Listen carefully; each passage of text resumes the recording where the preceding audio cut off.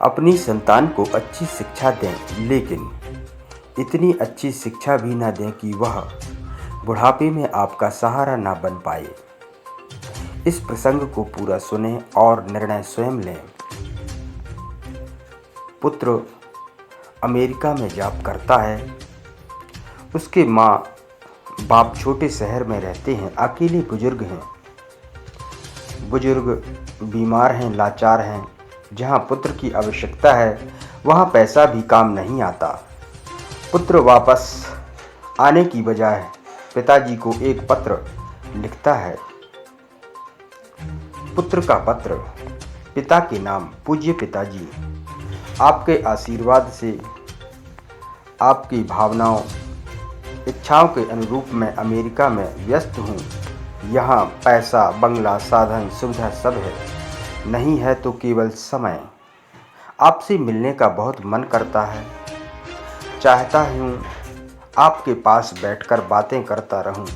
आपके दुख दर्द को बांटना चाहता हूँ, परंतु क्षेत्र की दूरी, बच्चों के अध्ययन की मजबूरी, कार्यालय का काम करना भी जरूरी। क्या करूँ, कैसे बताऊँ?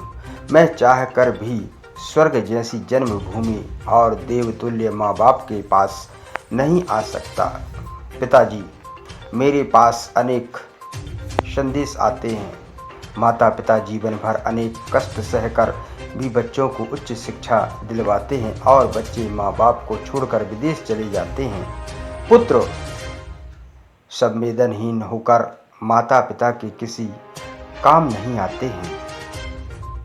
पर पिताजी, मैं बचपन में कहाँ जानता था इंजीनियरिंग क्या होती है। मुझे क्या पता था कि पैसे की कीमत क्या होती है। मुझे कहाँ पता था कि अमेरिका कहाँ है।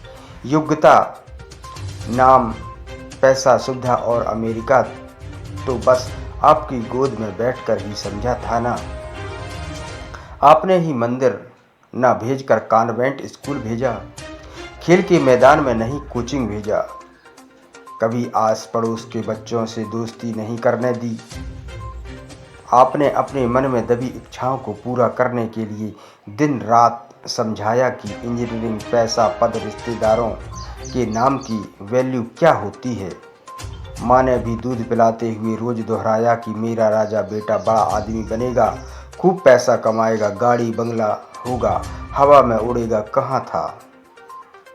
मेरी लौकिक उन्नति के लिए जाने कितने मंदिरों में घी के दीपक जलाए थे। मेरे पूज्य पिताजी, मैं बस आपसे इतना पूछना चाहता हूँ कि संवेदना शून्य मेरा जीवन आपका ही बनाया हुआ है।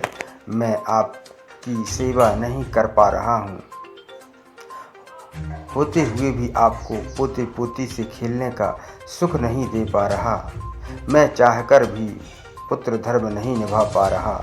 मैं हजारों किलोमीटर दूर बंगले, गाड़ी और जीवन की हर सुख सुविधाओं को भोग रहा हूँ। आप उसी पुराने मकान में वही पुराना अभावग्रस्त जीवन जी रहे हैं। क्या इन परिस्थितियों का सारा दोष सिर्फ मेरा है? आपका पुत्र। अब यह फैसला हर माँ बाप को करना है कि अपना पेट काट काट कर तकलीफ सहकर अपने सब शौक समाप्त करके बच्चों के सुंदर भविष्य के सपने क्या इन्हीं दिनों के लिए देखते हैं? क्या वास्तव में हम कोई गलती तो नहीं कर रहे? यह निर्णय आपको स्वयं लेना है। इसी प्रकार के अगले मार्मिक प्रसंग के लिए मिलते हैं अगले वीडियो में। तब तक के लिए अपना ध्यान रखें, स्वस्थ रहें, मस्त रहें।